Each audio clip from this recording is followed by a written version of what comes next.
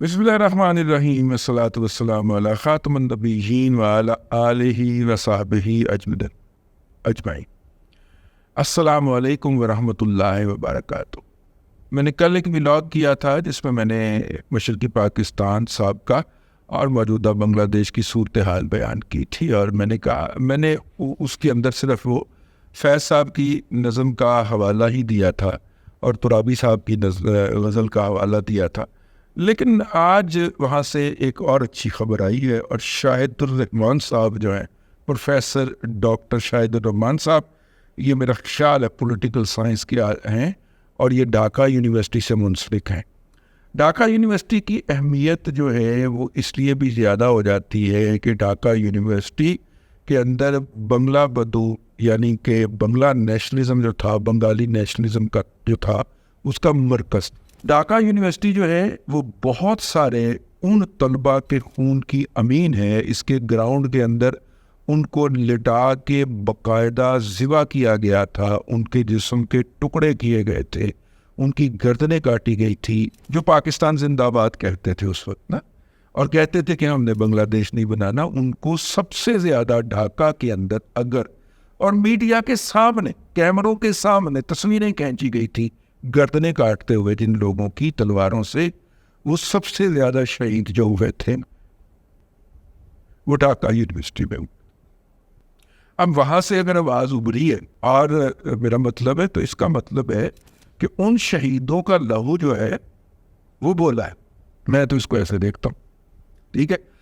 اور یہ آواز جو ہے یہ بھارت کی بجائے پاکستان کو اپنا ایک فطری الیف کہنے کی ہے،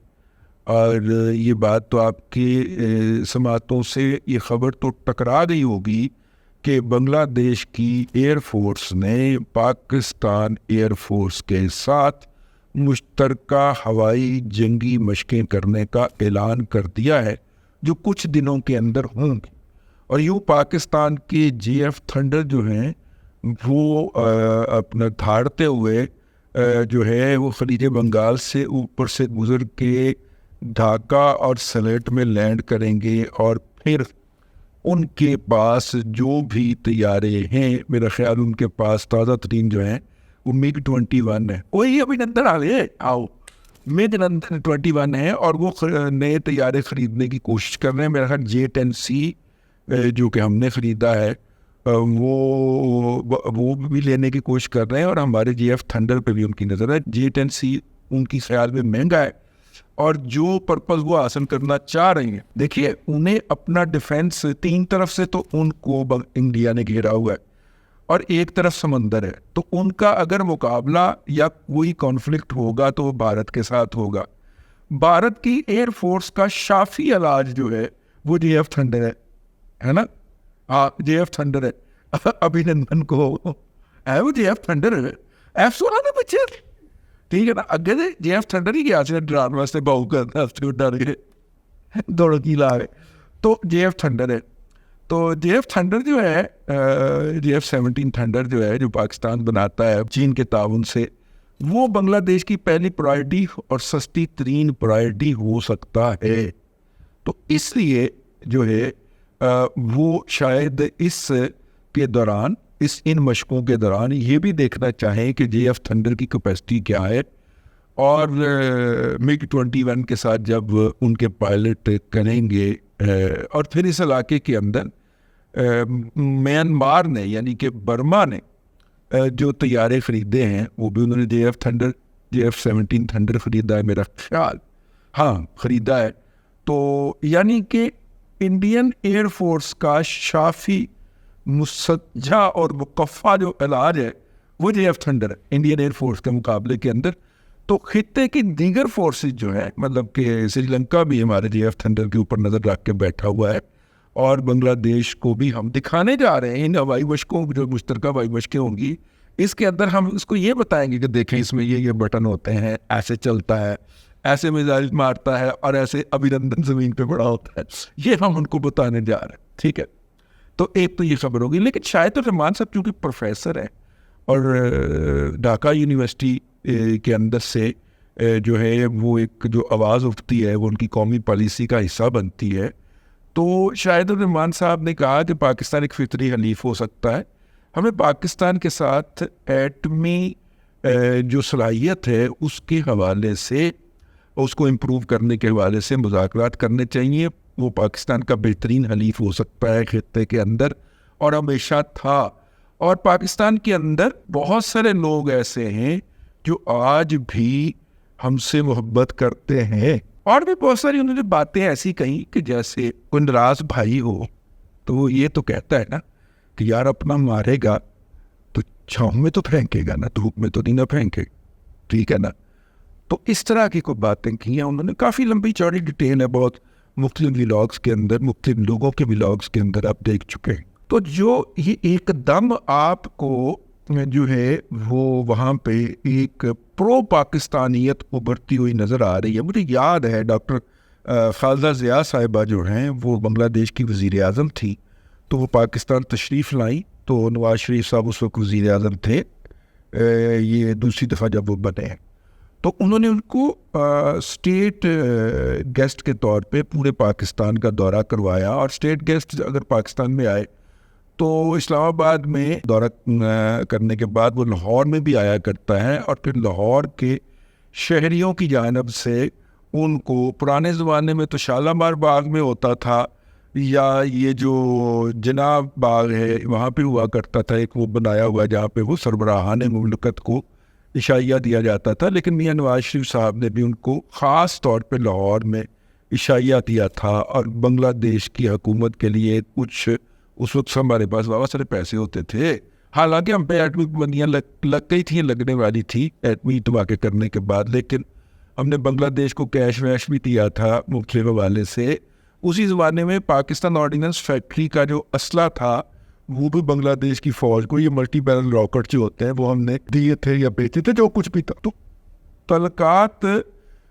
کی جو 71 کی تلخیاں تھیں وہ ختم ہو رہی تھیں، وہ بہتری کی طرف آ رہے تھے، لیکن درمیان میں یہ چڑیل آ گئی حسینہ. تو اس چڑیل حسینہ نے اس دوران پاکستان اور بنگلہ دیش کے جو مشترکہ مفادات کے جتنے بھی سمبل ہو سکتے ہیں، جتنی بھی نشانیاں ہو سکتی ہیں، ان کو کرش کیا. نہ صرف کرش کیا بلکہ اوور کرش کیا، نہ صرف اوور کرش کیا بلکہ وہ ایک سوئنگ کر کے خوفناک طریقے سے سارا سسٹم انہوں نے امریکنز کے حوالے کر دیا. بعین ہی جس طرح عمران احمد خان نیازی نے پاکستان کا جو ڈیٹا ہے اور ڈاٹا بینک جو ہے، یہ ڈیٹے کا سسٹم جو ہے، وہ ایک ایسی کمپنی کو دیا جو کہ کینیڈا میں بیٹھے انڈینز نے اسرائیل کے اندر بنائی ہوئی تھی، اور وہ کینیڈا سے بیٹھ کے لین دین کر رہے ہوتے تھے. انڈیا سے وہ کمپنی ریموٹلی آپریٹ ہو رہی ہوتی تھی اسرائیل کے اندر. اس کو پاکستان کے ڈیٹے کی رسائی دی گئی، نادرا کے ڈیٹے تک رسائی دے دی گئی. وہ ڈیٹا وہاں سے چوری ہوا. تاریخ کے اندر نادرا کا سسٹم بند ہو ہی نہیں سکتا، اتنا وہ سیکیور سسٹم ہے. وہ بند ہوا 2 دفعہ. طارق فتح ملک صاحب اس وقت نادرا کے 2 دفعہ جب سسٹم بند ہوا وہ سربراہ تھے، اور انہوں نے اس سسٹم کے اندر سے ڈیٹا اٹھوایا. اور مجھے یہ ڈیٹے کے دنیا کے جو گرو ہیں ان میں سے ایک نے بتایا کہ یہ آپ کا ڈیٹا کمپرومائز ہو گیا ہے. اب یہ اس ڈیٹے کو استعمال کر کے لوگوں کی اذہان سازی کریں گی اور پروپیگنڈا کریں گے. اور پھر انہوں نے کیا، مطلب انہوں نے ایک عام بندے کو، اچھے بھلے عمر رسیدہ یا شریف آدمی کو باقاعدہ بندر کی طرح خو کرنے کے اوپر مجبور کر دیا. وہ جس طرح بندر آپ کو بندر ببکیاں دیتا ہے نا، وہ اس طرح یہ لوگ کسی محفل کے اندر، مسجد کے اندر درس قرآن کے بعد اگر کبھی آپ کا ان کے ساتھ انٹریکشن ہو جائے تو وہ بندروں کی طرح پنجوں پہ اچھلنا شروع کر دیتے ہیں. یہ خاص طور پہ جو مولوی اتھڑ بنے ہیں نا کسی بھی فرقے کے، وہ بہت خوفناک، ٹھیک ہے نا. تو باقاعدہ آپ کو کہ قتل کے فتوے جاری کرتے ہیں، آپ کو بد دعائیں دینا شروع کر دیتے ہیں، آپ کے بچوں کے مرنے کی باتیں بد دعائیں دینا شروع کر دیتے ہیں. اتنے کہ یہ خوفناک یوتھڑ بن چکے ہیں. یہ جو ذہنی طور پہ مجہول پیدا کیے، یہ جو دماغی طور کے اوپر کمپرومائزڈ لوگ پیدا کیے ہیں، یہ اس ڈیٹے کے ذریعے پروسیس کر کے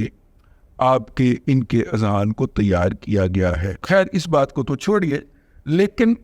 بنگلہ دیش کے اندر